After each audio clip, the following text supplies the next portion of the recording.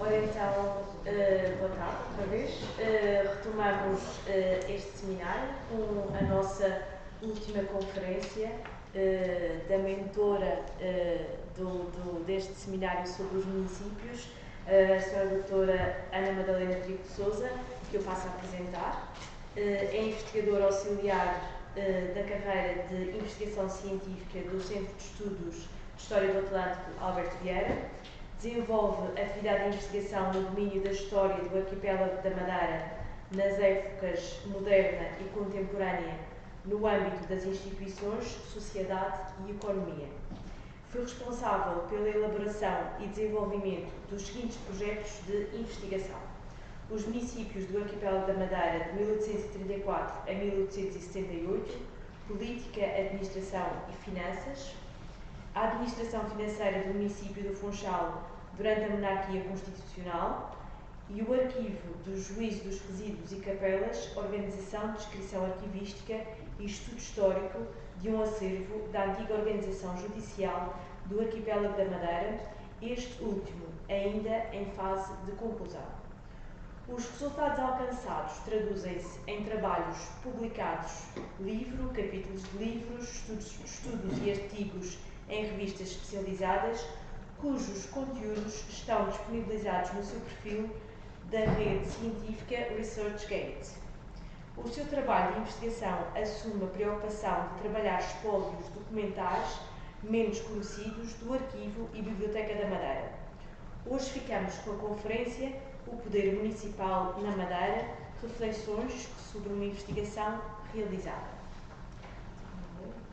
Doutora Susana, muito obrigada pelas suas palavras. Uma vez mais, boa tarde a todos vós.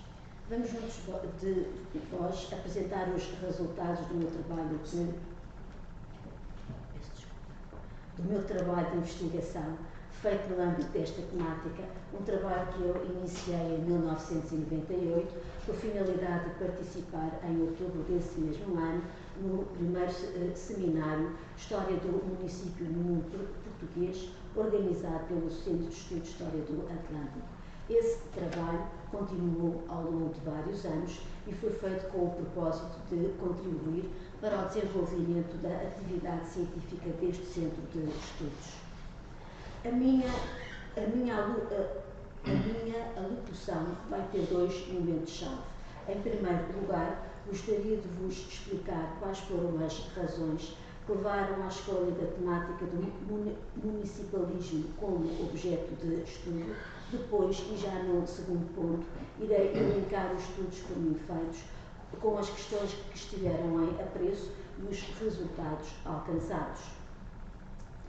Como questões de ordem prévia, temos que ter em consideração que o município foi uma instituição que desempenhou um importante papel no processo de construção da sociedade madeirense, porque organizou funções administrativas e jurídicas à semelhança do que acontecia no Reino e porque, em virtude das suas prerrogativas, foi uma instituição estruturadora da vida da comunidade insular, com a implementação de normas reguladoras do cotidiano social e económico. A criação dos municípios no arquipélago da Madeira foi uma consequência do rápido povoamento deste espaço insular e do seu desenvolvimento económico.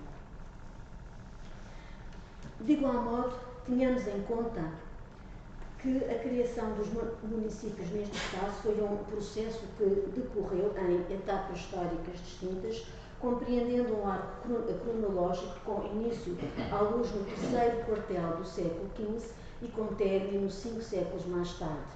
O resultado foi um quadro institucional composto por 11 concelhos, cuja prática administrativa gerou um relevante acervo.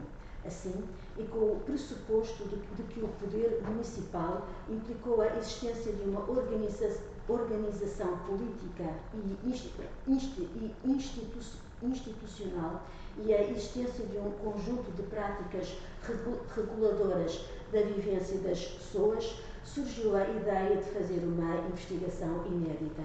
Revelou-se oportuno escolher esta temática, tendo em consideração que a elaboração do conhecimento histórico pressupõe a demarcação de um tema, cujo estudo, alicerçado nas fontes de arquivo, possa ser tido como inovador, credível e útil.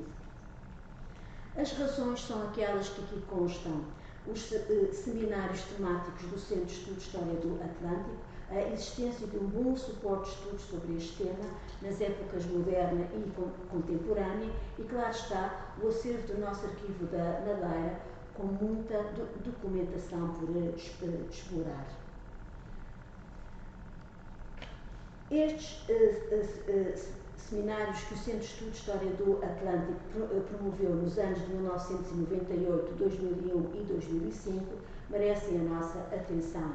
O Centro de Estudo de História do Atlântico promoveu estas iniciativas guiado pela necessidade de pôr em confronto as diversas formas de evolução e de funcionamento das câmaras em todo o mundo luso.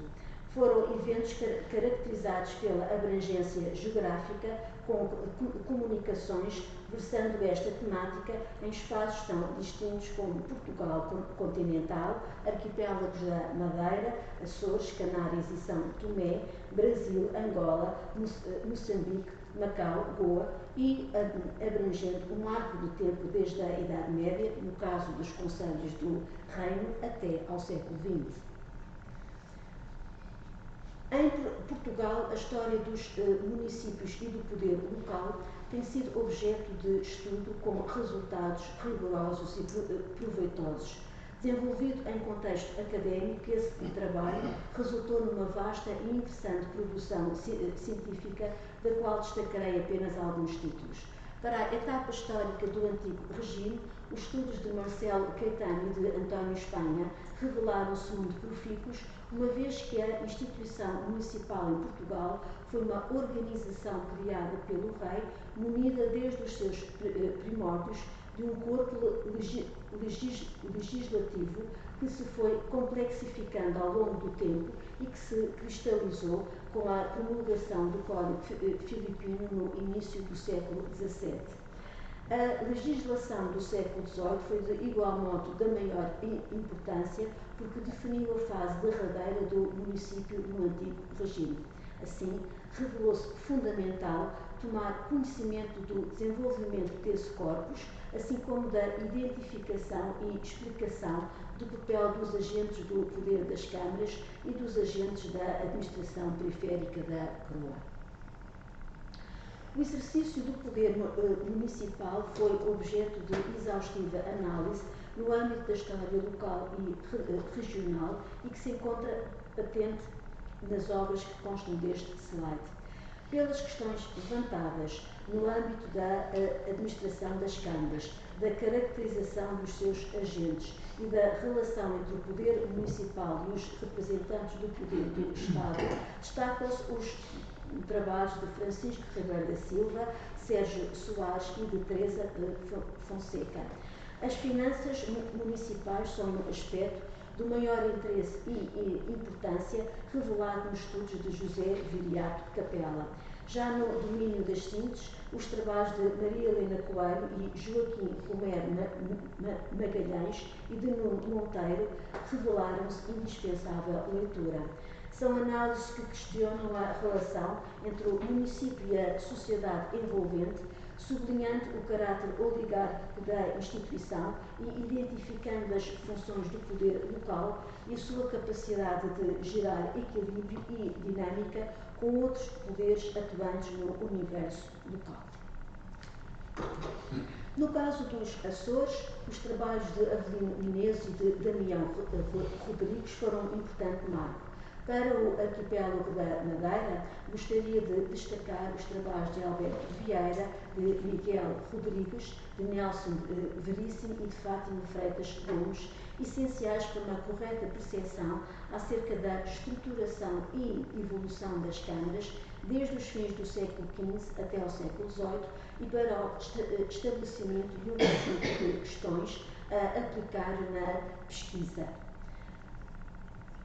A implementação do constitucionalismo monárquico no século XIX implicou a criação de nova organização administrativa com repercussões junto das câmaras. Os trabalhos de Marcelo Caetano, de António Espanha e de João Serra foram da maior utilidade para a compreensão das profundas alterações de âmbito legislativo e institucional que ocorreram na sequência da adoção de um novo modelo político. Numa perspectiva mais centrada nas eleições municipais e na composição social das câmaras, foram de grande interesse os estudos de caso, designadamente o de Maria Antónia Pires de Almeida, o de Paulo Jorge Fernandes, o de Nuno Pousinho e o de Paulo Silveira e Sousa. As finanças são uma outra importante vertente dos estudos para a época do século XIX, devendo-se mencionar as síntese de António Pedro Manique e de Sérgio Soares. A existência de um abundante e rico acervo, depositado no Arquivo e Biblioteca da Madeira, foi o terceiro fator que norteou a minha escolha por esta temática da história da Madeira e Porto Santo. Com efeito, os fundos relativos aos municípios, na época histórica do antigo regime, têm um espólio relevante, sobretudo no caso do Funchal, havendo, contudo, muitas falhas para as outras câmaras. As variações são uma fonte que reflete o universo e os interesses do poder municipal e das suas gentes. É uma fonte que, apesar do seu conteúdo rico, tem de ser vista em articulação com o registro geral e com as missivas enviadas a outros poderes para melhor se perceber a forma como o poder municipal dispunha as suas questões. As correções são passíveis de uma leitura de dois níveis. A análise dos provimentos, que nos mostram as medidas impostas pela Croa com a finalidade de corrigir o modo de funcionamento da Câmara, e a análise da informação dada pelas variações chamadas a depor, análise essa que nos permite percepcionar a vivência administrativa local e a sua relação com os povos. Os ofícios, cartas, missivas de governadores e capitães, dirigidos às câmaras e demais órgãos do poder da ilha e aos ministros e secretários do rei, revelam como estes homens observavam a realidade da Madeira e Porto Santo. Finalmente, destaco a legislação régia. A sua consulta é essencial para se perceber o enquadramento legal da organização institucional das câmaras. A partir da implementação definitiva do constitucionalismo monárquico, é possível verificar uma complexificação das fontes na época pós-1834 e que trouxe uma nova realidade, o distrito, com consequências junto do universo local. Logo, para uma sólida análise do século XIX, será um pouco mais difícil devido à constante evolução da legislação e devido a um outro fator, a proliferação das instâncias de poder, como o governo civil e as administrações de conselho. Para uma compreensão da orgânica e funcionamento da Câmara, as atas das suas sessões proporcionam a informação necessária, mas é preciso ter em atenção que a perspectiva das variações em relação aos mecanismos de tutela resultantes da legislação promulgada pelo rei só surge de uma forma mais clara nos registros das suas cartas enviadas aos outros poderes. Destaque ainda, no âmbito do estudo social das elites, o recenseamento eleitoral e os testamentos registados nas administrações de conselho, acervos que nos proporcionam uma pleia informativa, permitindo trabalhar perfis sociais, económicos, profissionais e políticos dos homens que comandaram as câmaras. Seguindo a ideia atrás exposta, revela-se a importância de tomar conhecimento dos conteúdos da correspondência do Governo Civil, bem como das atas da Junta Geral de Distrito e do Conselho de Distrito. Falemos ainda das leis, abundantes e sempre em mutação, sendo que o século XIX traz a importante novidade que são os códigos, e que foram vários, e cuja promulgação esteve sempre dependente da mudança da conjuntura política do reino. Finalmente, os periódicos, uma fonte importante porque permite ver os mesmos assuntos, mas de uma forma distinta. Estamos, portanto, perante um mosaico de fontes geradas por vários poderes. Todas são importantes para nos ajudar a perceber o exercício do poder municipal na época contemporânea, uma época que nos traz um município já não isolado e autónomo, mas inserido numa complexa rede de articulação e de subordinação com as outras instâncias de poder criadas pelo contexto pós-1834. Estas três razões, seminários temáticos promovidos pelo Centro de Estudo de História do Atlântico, a bibliografia profícua e o acervo do Arquivo e Biblioteca da Madeira suscitaram o início e posterior desenvolvimento deste meu percurso, que foi sendo feito para dar resposta a um conjunto de questões que podem ser válidas aos séculos XVIII e XIX. Assim, observando o sistema político e institucional do município da Madeira e Porto Santo, formulei 5 grandes questões.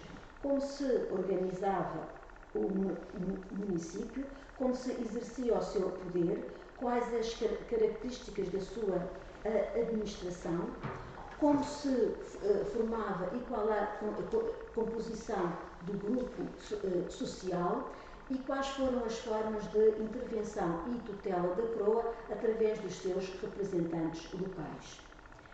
Nos meus estudos prévios tive apreço a ligação entre conjuntura política e universo municipal, tendo feito a comparação entre 2 casos, as câmaras do Funchal e de Mexico, durante as reformas do Marquês de Pombal, que, entre outras, ditaram a extinção das 2 capitanias com o mesmo nome. Também nesta fase prévia, explorei a questão da fiscalidade régia no âmbito local e o papel da Câmara na cobrança do finto, ou seja, o 4,5%, um imposto devido ao rei. Quando chegou a altura de fazer a minha tese, parti de uma grande questão. Teria a conjuntura política do pombalismo e a sua fase seguinte influenciado a vida administrativa das câmaras da Madeira e Porto Santo? A análise das múltiplas fontes permitiu-me perceber que a segunda metade do século XVIII registrou neste espaço importantes reformas, tais como a extinção das velhas capitanias donatarias do Funchal em 1766, de Mexico em 1767 e Porto Santo em 1770, com a posterior instituição da Comarca da Madeira em 1768, a criação da Junta da Fazenda Régia em 1775 e uma clara tentativa de aperfeiçoar e tornar mais ampla a alçada dos governadores e capitães com a promulgação de leis para esse fim. Estabelecido o quadro dos poderes em ação, fiz o estudo numa perspectiva comparada dos municípios que existiam à data e que desempenhavam um conjunto de funções devidamente consagradas na lei do reino. As eleições e a composição social das câmaras revelaram uma oligarquia de poder. Uma outra vertente que também se revelou de grande alcance foi a do relacionamento entre as câmaras e os representantes do rei numa fase de clara mudança, ou seja, quando a tradicional figura do juiz começava a ser posta em causa e quando as visitas dos corregedores, feitas de forma contínua a todos os concelhos, revelaram os problemas da vida local e a forma como a CROA pretendia inserir as câmaras na sua ordem. Depois da etapa da tese, entendi, por um lado, que houve alguns aspectos que precisavam de ser melhorados, por outro, porque senti que valia a pena continuar a fazer estudos dentro deste tema e tentar abrir novas vias de pesquisa. A relação entre o município e o poder central esteve em destaque em 2 estudos, um de caráter mais geral e aplicado a todas as câmaras da Madeira e ao Porto Santo, e o outro estudo de caso relativo ao Concelho de Santa Cruz, sendo ambos feitos com o fim de demonstrar a importância e o interesse das correições desta feita, tendo ido até 1833, data que representa o fim da figura do corregedor, uma vez que seria substituído a partir de 1835 pelos juízes de direito. Voltei a abordar o tema da composição da variação funchalense num estudo destinado a elaborar o perfil social e económico do grupo dos homens que governaram este Conselho, mostrando como a lei do rei reconhecia e apoiava a primazia dos principais da terra no desempenho dos cargos do poder local. Neste slide constam outros temas que achei que mereciam um olhar um pouco mais atento. As áreas de atuação da Câmara do Funchal, desta feita no âmbito das relações de poder e no âmbito da fiscalidade relacionada com a festa de São Tiago Menor, e ainda a questão das câmaras e a gestão dos recursos natos, ou seja, das suas árvores e das linhas de água. Tive interesse em ver as prerrogativas desta Câmara numa situação específica, ou seja, a da sua capacidade para vistoriar os barcos que aqui chegavam, mas sendo uma distinção detida também por outros dois poderes, governador e a alfândega. Esse poder de controlar os barcos, inspecionando a saúde das gentes que vinham a bordo, assim como as respectivas cargas de géneros, era suscetível de gerar atrito com essas outras entidades, também com acesso ao movimento do Porto. A festa, feita em honra de São Tiago Menor, era uma das principais organizadas por esta Câmara, sendo necessário para esse efeito dispor dos meios de pagamento. Com este estudo, procurei caracterizar a componente financeira do culto de São Tiago Menor através da identificação do imposto de São Tiago e da sua forma de arrecadação junto dos povos. Os problemas que existiam nas terras desta ilha, relacionados com os cortes ilícitos de madeira e a falta de respeito pelas linhas de água, foram uma realidade suficientemente registada na documentação da época. O levantamento dessas questões permitiu-me constatar a existência de um cotidiano municipal definido pela norma e, simultaneamente, pela sua infração. Após estes estudos dedicados ao antigo regime, valia a pena prosseguir para o século XIX, sobretudo no caso do município do Funchal, cuja documentação é, face aos demais concelhos, a mais abundante e cronologicamente constante. As temáticas relativas à composição do grupo social de poder e às finanças pareceram capazes de abrir trabalhos novos. Se no antigo regime a escolha dos elencos das câmaras era feita com base nas relações de parentesco, com a implantação definitiva do constitucionalismo monárquico em 1834, foi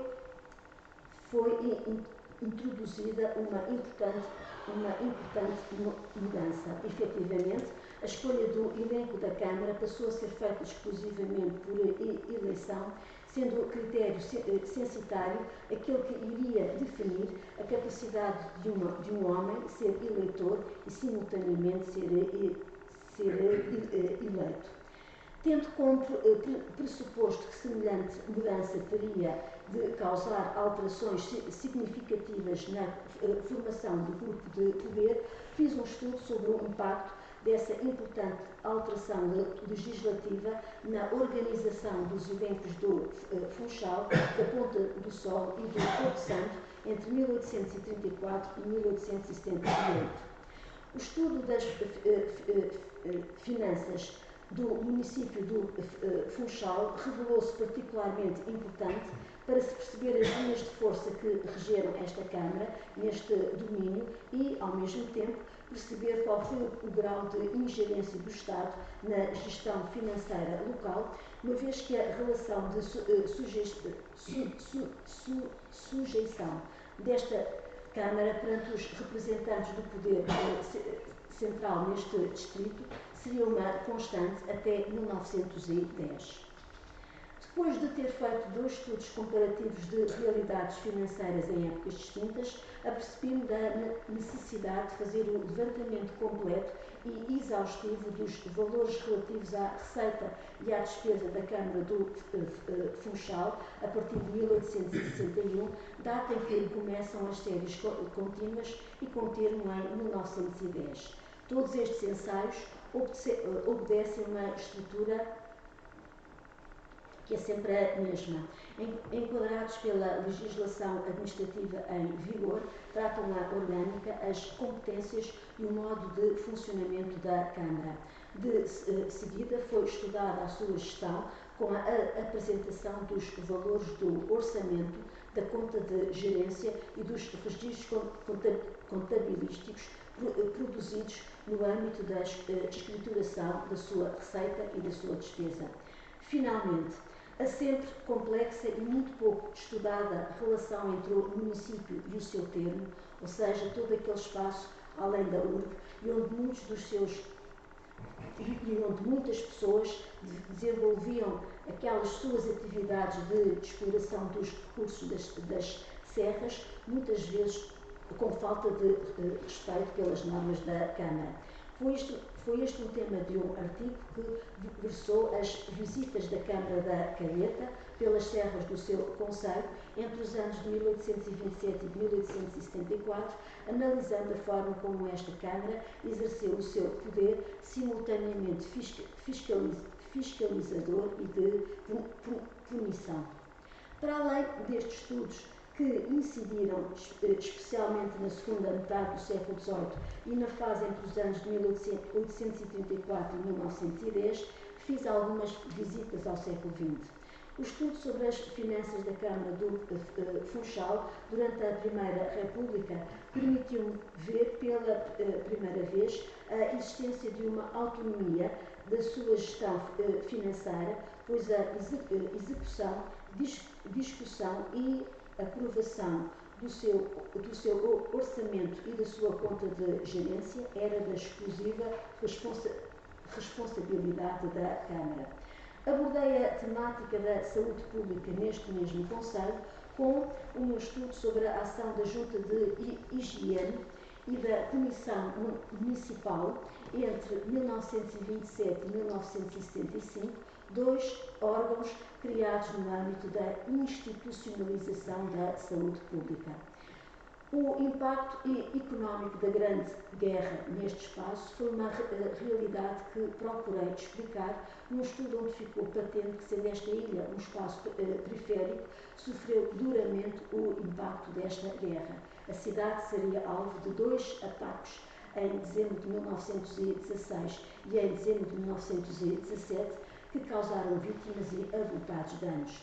Na sua condição de extrema dependência do provimento externo, a cidade viu-se assolada nos anos de 1917-18 com uma crise de fome.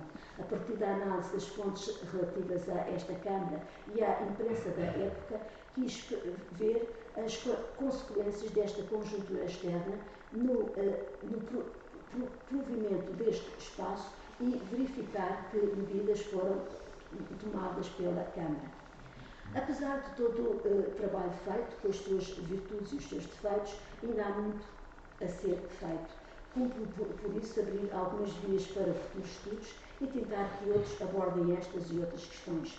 Para a época histórica do antigo regime, o estudo da componente jurisdicional da ação das magistraturas locais afigura-se importante, uma vez que se trata de um campo praticamente desconhecido.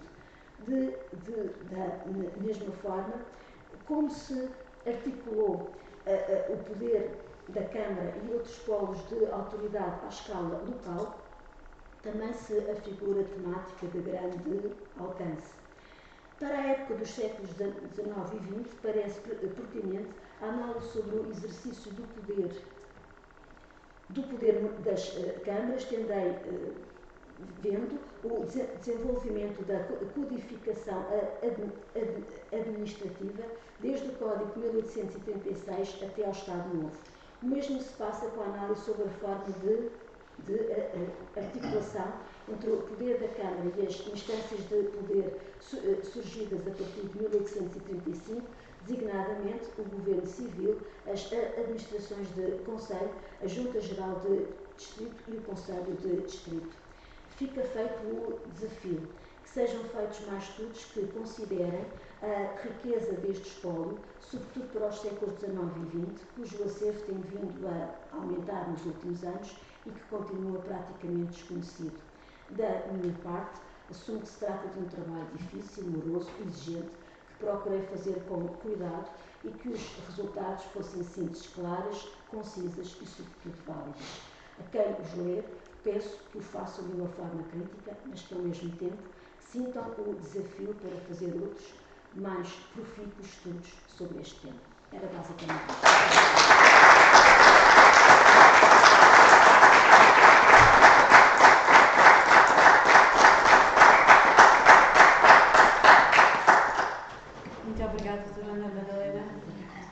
Abre então agora um espaço para perguntas que queiram colocar. Sr. Professor, por favor. Muito obrigada.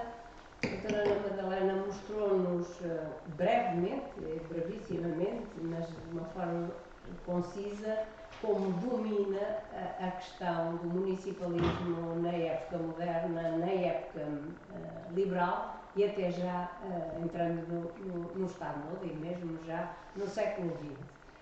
Mostrou-nos com o seu trabalho, mas mostrou-nos com o desafio do muito que há, do mundo que há a fazer. Torna-se claro do que estudou, e eu sei como estuda em profundidade desde as suas provas, estudou legislação, estudou poder, estudou finanças, estudou saúde. A minha pergunta é esta, e até se quer incentivar outros, e eu quero incentivar assim. De tudo o que está para fazer, para o que é que se sente mais atraída? Este é um ponto. O outro gostava de saber onde tem publicado os seus trabalhos. Outra pergunta. O que significa que quer saber o alcance da divulgação dos seus trabalhos. Muito bem. A primeira pergunta, o que é que me sinto motivada hoje, agora? Eu confesso, ando sempre um bocadinho pelo século XVIII, XIX, um bocadinho à frente, um bocadinho atrás. Mas há um ponto que eu falei aqui que me interessa muito e que também a professora falou. É a forma como os juízes locais exerciam a justiça. A tal justiça feita nas câmaras em primeira instância. E porquê? Não só permite fazer uma análise a nível de direito, da forma como este direito é aplicado a nível local. Os conhecimentos que tinham ou não tinham. Será que tinham ou não tinham? Eu acho que tinham alguma coisa. E em segundo lugar, porque é uma janela para a vivência das pessoas. Porquê? Porque são casos em que temos autores, em que temos réus. Que crimes é que são cometidos? Porquê é que são cometidos? O que é que se está a passar? É uma vila, é uma cidade violenta ou não é violenta? São homens, mulheres? Quem é que faz o mal a quem? Interessa-me isso. Era já um ponto que eu gostava de poder ver. É claro que, falando de fontes também, as nossas falhas, a documentação mais antiga que chegou bem até hoje é aquela que ficou nos livros. Lá está, havia cuidado com livros. O livro é aquele objeto. Agora, do pouco que sei, estas sentenças eram registadas por escrito em papéis avulsos, que muitos não chegaram aos nossos dias, ou num outro ponto, que também não chegou aos nossos dias, que não era pena minha, que são os notários locais. Os tabeliães registaram as sentenças. Possível do crime. Atenção, estou a falar das duas coisas. Mas que lá está, há muitas falhas, mas não quer dizer que eu já encontrei uma sentença aqui e ali, e uma delas tem a ver com Machico, também no século XVIII, é uma contenda entre vizinhos, por causa de umas madeiras, isto era um aspecto importantíssimo, e o juiz, isto é 1745, para aí, ele aprecia o caso com o conhecimento da lei. Do pouco que eu vi, ele sabe o que está a fazer. E volto a dizer, tem a ver com a forma como o direito é aplicado, porque repassa a partir da segunda metade do século XVIII, começa-se a pôr em causa estas pessoas. Não se consegue saber a formação dos juízes? Estes não têm nenhuma. Estes locais não têm nenhuma. Estes não são das leis. Contrariamente ao juiz de fora, esse é sempre versado em leis. E a ideia que surgiu nesta época, a partir da segunda metade do século XVIII, é que, de facto, a justiça tem que ser exercida pelo homem que fez o curso de leis, e não por estes juízes locais, os tais juízes das câmaras, eleitos, que não sabem leis. Mas será que não sabiam? Eu acho que sabiam alguma coisa. É um lado interessante. E por outro lado, porque abre a via para este mundo local, como é que as pessoas vivem, se relacionam, conflitos, etc. A publicação, sim senhor, tem publicado localmente e com grande honra minha, porque acredito que o papel do Centro de Estudos é publicar e desenvolver esta edição local na revista Arquivo Histórico da Madeira. A nova série abriu em 2019. Previamente publiquei sempre no anuário do Centro de Estudos de História do Atlântico e publicações sempre locais, também na revista Lenha, e com muita honra e com muito gosto. Eu acho que sim, mas acho que deveria também, exatamente para projetar os estudos desta espacialidade, devia publicar fora. E isso engrandecia o centro, não diminuía. Claro que sim. E engrandecia a autora. Claro. Ou seja, porque são espaços que devem, ao ler, por exemplo, numa revista qualquer, nacional ou estrangeira, sobretudo até estrangeira, permite estudos comparativos. E portanto, enfim, e a Madeira, e o Funchal, e o Machico, permite comparações, sei lá, com Maiorca, ou com outras ilhas, ou com outros espaços continentais, não tinha outra intenção ao dizer isto, pelo contrário, era projeção destes estudos, claro, até nesta perspectiva comparativa e interdisciplinar. Claro que sim. Com certeza que sim, isso é uma via que tem que ser sempre vista, mas simultaneamente por acreditar também que convém localmente. Claro. As falhas existem. E, por outro lado, o facto de ser publicações na net aumenta muito a divulgação no alcance. Defendo muito isso também, a publicação desta forma. Mas tem feito? Sempre. Claro. Isso, claro. Bem, de qualquer maneira, parece que ficou aqui lançado um desafio para publicar mais vezes. Mais alguma questão? Parece que não. Eu vou então encerrar este seminário da História do Municipalismo, Reflexões e Perspectivas, que se revelou de manifesta importância, dando os parabéns às 3 conferencistas. Acho que foi uma tarde de trabalhos brilhante e acho que toda a gente concordará comigo. Portanto, muitos parabéns. Muito obrigada.